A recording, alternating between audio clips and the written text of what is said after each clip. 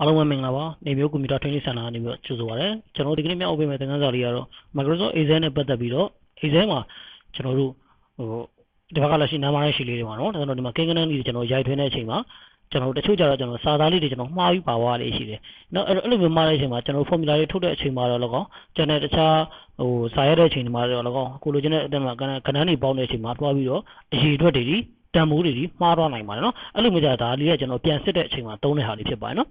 ဆိုတော့ကျွန်တော်ဒီမှာဆိုရင်ကျွန်တော်နံပါတ်ထဲမှာကျွန်တော်200 346အထားရှိမဲ့ကျွန်တော်ရိုက်ထားတယ်ဒီမှာခဏလေးတွေကျွန်တော်ရှင်းအခရာလေးတွေတော့ပါနေဆိုတော့ဒီမှာဆိုရင် A 234ဆိုပြီးတော့ကျွန်တော်ဒီကောင်လေးပေါင်းလိုက်တယ်ကျွန်တော် result တွေကျွန်တော်အမှန်ထွက်မှာမဟုတ်ပါဘူးเนาะအဲ့တော့ဒီမှာရှိနေတဲ့ဒီတချို့ဟာလေးတွေကျွန်တော်ခြံခဲ့ပြီးတော့သူတတ်သွားလိုက်ပါเนาะအဲ့တော့ result တွေဒီမှာကောင်းလဲမှားနိုင်ပါတယ်เนาะအဲ့ဒီတော့ကျွန်တော်တို့ဒီလက်ရှိဒီရှိမှရှိနေတဲ့ကိန်းဂဏန်းလေးကိုကိန်းဂဏန်းနဲ့ရှိမှအခရာတွေပါနေလို့ရှိရင်ကျွန်တော်ဆက်ထုတ်တဲ့နည်းလမ်းလေးဖြစ်ပါတယ်เนาะဘယ်လိုဆက်ထုတ်မလဲဆိုတော့formula လေးကျွန်တော်ရိုက်ပါမယ်နော်ဒီမှာဆိုရင်ကျွန်တော်ကဥမာလေးကျွန်တော်အရင်ကြည့်လိုက်အောင်ဒီမှာဆိုကျွန်တော်200 370မှန်တယ်ဒီမှာထူးပဲဒီမှာဆို A လို့ပါနေဖြစ်တဲ့ဒီဘက်မှာဘာလို့ပေါ်ထားလဲဆိုရင် false မှားနေပါတယ်လို့ပြောတယ်ဒီဘက်မှာဆိုရင်4556နောက်မှာဘာကုန်းဆိုတဲ့စလုံးလေးပါနေတယ်ဒီအတွက်ကြောင့်ကျွန်တော်တို့မှာ false ဆိုပြီးတော့ပြနေပါတယ်နော်ဒါကတော့ကျွန်တော်တို့အခရာတွေကြားထဲမှာစလုံးတွေရောထွေးနေတဲ့ဟာကိုကျွန်တော်တို့ပြန်လဲဆက်ထုတ်တဲ့တင်ရတာလေးပဲဖြစ်ပါတယ်နော်ကျွန်တော်လေ့ကျင့်ကြည့်အောင်နော်တော့ထုံးစံတိုင်းကျွန်တော်ပေါ်သေးစစ်မဲ့နေရာလေးမှာအဖြေထွက်မဲ့နေရာလေးမှာကျွန်တော် equation လေးချလိုက်မယ်ပြီးလို့ရှိရင် is not ကျွန်တော်ရိုက်မယ် is ဒီမှာ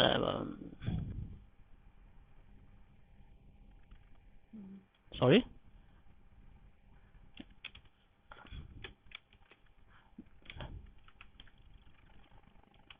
နော်ဒီရရှိနော်ဒီမှာသူ့ idea ထဲမှာလည်းရှိပြီးသားပါနော်တခါလဲ icon လေး select ပေးလိုက်လဲရအောင်ခုနကျွန်တော် select ပေးမယ်နော်အဲ့တော့ green လေးစလိုက်မယ်ပြီးလို့ရှိရင်ဘာလုပ်မလဲဒီဘက်ကကျွန်တော်တို့ဖော်ပြခြင်းတဲ့ gain ကိုကျွန်တော်သွားအောင်နော်အဲ့တော့ B3 ကိုကျွန်တော်ညွှန်လိုက်မယ်ခုလေးပေးလိုက်မယ်နောက်လိုက်မယ်ဒါဆိုရင်ကျွန်တော်ဒီမှာ200သူရှိမှာပါကဏ္ဍမှာမပေါ်ဘူးနော် true မှန်လေးတယ်အောက်ကကဏ္ဍတွေကိုဆက်စစ်ချင်တာဖြစ်တဲ့အတွက်ကျွန်တော်တို့ဆက်ချင်တဲ့အမောက်တွေကျွန်တော်ဆွဲချပေးလိုက်မယ်နော်အဲ့တော့ဒီမှာဆိုရင်ကျွန်တော်စစ်ကြည့်အောင်ဒီမှာ false လို့ပေါ်နေတာလေကျွန်တော်လိုက်ကြည့်လိုက်အောင်ပါမှားနေပြီတဲ့ဒီမှာ false ဒါဆိုရင်တခုမှားနေဒါဆိုရင်သူဘာမှနေလဲရှေ့မှာ A ဆိုလေးပေါ်နေနော်အဲ့တော့ A ဆိုလေးကျွန်တော်ဖြတ်လိုက်မယ်အဲ့တော့ဒီမှာ true ဖြစ်သွားပြီနော်အဲ့တော့နောက်တစ်ခါဒီမှာဆိုရင်ကျွန်တော်တို့ false ဖြစ်တော့နောက်တစ်ခါပါလေ4556မှာဘာကုန်းဆိုတာလေးပါနေတယ်ဒါဆိုရင် true ဒါဆိုအားလုံးမှန်သွားပါပြီနော်ဒါကတော့ခုနကဏ္ဍလေးရားထဲမှာဒီလို post တော်လေးတော့၎င်းနော်ဆက်ရှိတယ်ပေါ့နော်ကဏ္ဍနေရှိမှာကျွန်တော်ကတင်ကြီးသားဆိုင်လေးတွေတော့၎င်းတစ်ခုခုပေါ့နော်အခရာမဟုတ်တဲ့နော်တခြားအခရာကဏ္ဍနေပနေတယ်ဆိုရင်ကျွန်တော်အမှားလို့ပြပါမယ်နော်မပါဘူးဆိုရင်အမှန်လို့ပြမယ်အဲ့တော့မှားနေဟာတွေကျွန်တော်ပြန်လိုက်ကြည့်လိုက်ရင်သူ့မှာဘာမှမနေလဲကျွန်တော်ကြည့်ပြီးပြင်ပေးလိုက်လို့ရပါနော်ဒါကကျွန်တော်တို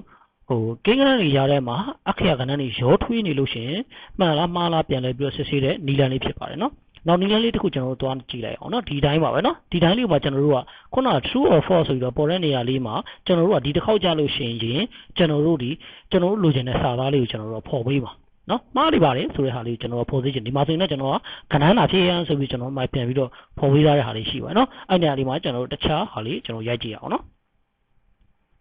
်ခုနကတော့ကျွန်တော်က true or false နဲ့ဖော်ပြပေးတယ်ဒီမှာကျကျွန်တော် true or false နဲ့မဖော်ပြစေချင်တော့ဘူးနော်မှားတဲ့ဟာကိုပဲမှားနေကြောင်းကျွန်တော်တို့ဖော်ပြစေချင်တယ်နော်ဟုတ်ပြီနော်အဲ့တော့ပြန်လဲစစ်ဆေးဖို့တော့ကိုကျွန်တော်ဖော်ပြစေချင်တာဖြစ်တဲ့အတွက်ဒီနားလေးမှာကျွန်တော်ရိုက်လိုက်မယ်တုံးစံနံ equation တွေသွားမယ်ရင်သုံးတဲ့ formula ပါပဲနော်ကျွန်တော် f ကျွန်တော်သုံးပါမယ်နော် ff ခွင်းစာ is ဖြစ်ခဲ့လို့ရှင် non de ht နော်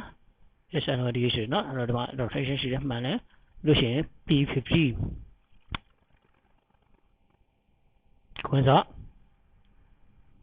e2d နော်ဒီကောင်လေးနော်ဟုတ်နော်ဒီကောင်ကိုကျွန်တော်တို့ကခွင်းပေးမယ် e2 ပြီးလို့ရှိရင်ဒီ e2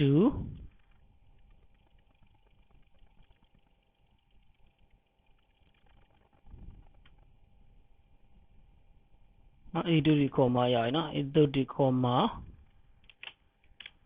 ကျွန်တော်တို့ဖော်ချင်တဲ့ကဏ္ဍလေးသွားမယ်နော်မှားနေပြီလို့ပဲရေးပါမယ်နော်မှားနေတယ်တဲ့ပေးလိုက်မယ်ခွင့်ပေးလိုက်မယ်နောက်ခေါက်လိုက်မယ်ဒါဆိုရောက်ပြီနော်ဒီ formula လေးကကျွန်တော်ဒီမှာရေးထားတဲ့ formula လေးတခုမှားနေတယ်အလဲကမပါဘူးနော်ဒါကြောင့်မှားရိုက်ပြီဒီမှာဆိုလို့ရပြီနော် အဲ့တော့သူ့ကိုဒီမှာ200လို့ရေးထားရင်ကဏ္ဍ200လို့ရေးထားရင်ကဏ္ဍ200လို့ကျွန်တော်ပေါ်နေပါ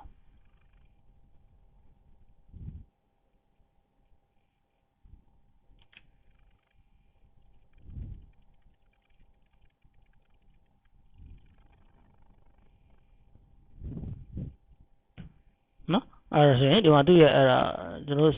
နော်စာသားဒီမှာဒီတိုင်းကြီးဒီအောက်ကကဏ္ဍနေနဲ့နော်ဒီကောင်နဲ့ဒီကောင်နဲ့ကဏ္ဍနေနဲ့ပြန်ကြည့်ပါဘောနော်လက်ကြည့်ဒီကောင်နဲ့ဒီဟာကိုကျွန်တော်တို့ရိုက်တဲ့နီလန်းလေးနော်များချင်းပြန်ရိုက်ပြပါနော်ကျွန်တော်မောက်လာ if I S N O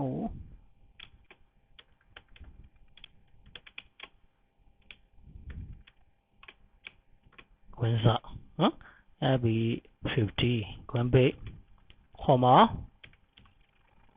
B50 မြောက် E3 sorry E is F4 F2 နော် F2 comma ပြန်ကျွန်တော်ပေါ်ချင်တဲ့စာသားနော်မားနေပြီပေါ့ဗျာခွန်ပေးလိုက်မယ်